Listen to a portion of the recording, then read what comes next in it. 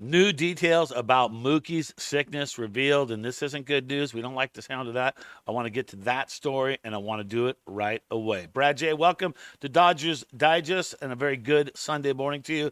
In the headlines, the number one story that I could find on this one, more details revealed about Mookie's sickness, and it's been kind of quiet. And this whole thing right now, just I don't like the way this is turning out. Okay, I think Mookie in the long run, let it be said, he's going to be fine. But what I don't like about what's going on with this is that would have been the opportunity based on Kim to be in Japan. He's trying to earn a spot. They're trying to get him at bats. And having Mookie come all the way out to Japan when he was sick at Camelback Ranch before he went out there, I think was a bad idea. I know the doctors signed off on it, but Mookie Betts still struggling with the illness. Status for opening day is in doubt. We'll hear from Dave Roberts what he has to say. Will Mookie be able to play? But I think the missed situation here on this one to me is the fact that Hae-Sung Kim needs time. This would have been a great opportunity to not take Mookie out to Japan, keep him at home, because how much does this wear Mookie down, right? How much does it wear him down to start the season? Granted, the Dodgers will go two against the Cubs, and then they'll have the freeway series against the Angels, so those won't count towards the season totals. But still, the situation, you want Mookie 100% healthy, especially when he's playing a new position. Hello, McFly, right? You've got to think about that. So Mookie Betts struggling to recover from an illness. Dave Roberts is pessimistic that the 8-time All-Star will be ready for opening day at Chicago Cubs. Hey, that's on Tuesday. And you know it takes time. Betts was able to go through a light workout on Sunday, but became tired quickly, and that's the issue. Will he be able to do it and not be tired? He really showed fatigue, understandably so, and we'll see how he comes in tomorrow. He should be here for the workout. We'll try to do a little more tomorrow with him. But, I mean, come on. If any one of you have struggled with the flu, you know what that does to you. It takes you out. It takes you out in a big way. And when you try to do something, it's almost like you're at elevation. You're tired. It's just hard to do that. And once again, flu sucks no matter what. But I really feel like once he showed up with this sickness at Camelback, I know Mookie wanted to go to Japan no matter what, but I just think that was a bad decision on the Dodgers' part to have him come all the way to Japan and not play. Will he start the game? There's a good chance he'll start on Tuesday, but you know there's going to be some lingering side effects. And when you're playing a new position, when you're playing shortstop, I mean, you got to be all there. Man, you have to have your mind has to be there, your body's got to be there. And so we'll keep you posted on this one. But Dave Roberts had a little bit to say, and we'll talk about that because it is time for the Dodgers Digest quote of the day. And the quote of the day is from Dave Roberts talking about Mookie. Will he be able to make it back in? Well, here you go. Mookie's going to have to be able to go through an entire workout and not feel that same fatigue. That would give us a chance. But anything outside of that, I just don't think our training staff would feel good about sending him out there. Well, I mean, you brought him to Japan. I mean, that's kind of a thing where maybe that wasn't the best idea. So whatever on that. Keep you posted on that one. All right. Hey, make sure you subscribe and make sure you like. Stay part of Dodger Digest. Love having you on there. Season's about ready to kick off. And Mike Nelson and myself are going to crush it all the way through. All right. Let's talk about the outfield. Outfield pretty much secure, don't you think?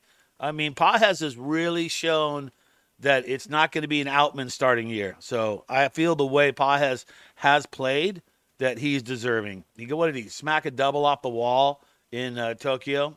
That 5-1 win that the Dodgers took in the first game. I mean, that's just showing he's had some great at bats, some great ABs towards the end of the season or end of the spring training. So props to Pajes. I'm telling you right now, Pajes is going to start in center field is what it looks like could happen right there. And I bet you I bet you they put Tommy Edman at second and Mookie at short if Mookie's ready to go. But you got to wonder what's the situation on that. But finally, it just seemed like we were waiting so long for someone to show up and blow up and be that person to take over center field. We knew Teo was going to be in right. We knew the one-year contract from Conforto was going to keep him in left. But who was going to be in center field? Was it going to be Edman? Who was it going to be? Was it going to be Outman? Was it going to be Pajes? And right now, it's looking like Pajes is going to get the start. And you think about it, too. Outman had the last two opening day starts for the Dodgers in center field. And this year, I'm predicting right now, Pajes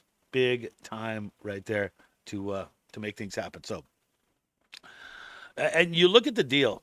Just look at the money that you get him for.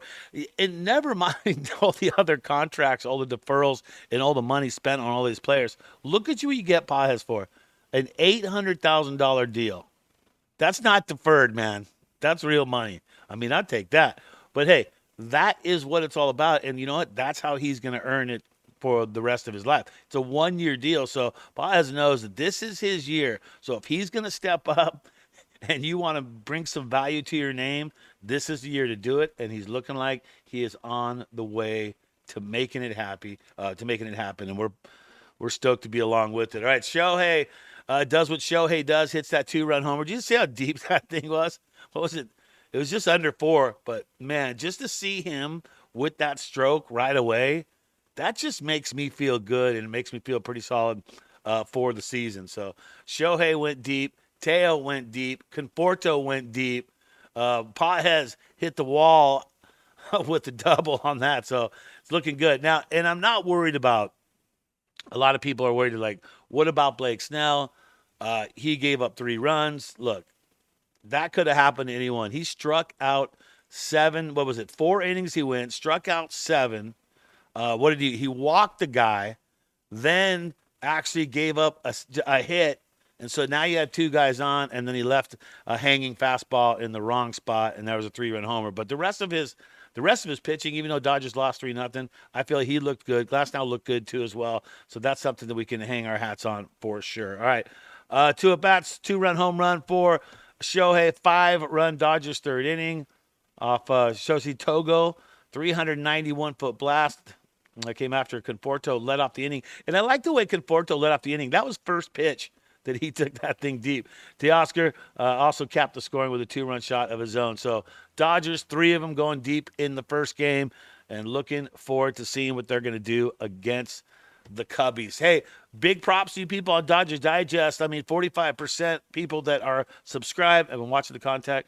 I'd like to turn those 54%, get those guys on the same program that you guys are on. Also, as far as the countries go, Japan takes over second on the Dodgers Digest countries list. Now, I think it was Mexico and Canada have been kind of battling for that 2 spot and 3 spot, but now with the series over there, USA, the number 1 spot, obviously, Japan, Mexico, and Canada, that's the order, Dodgers Digest. And that is going to do it for yours truly, Brad J. All right?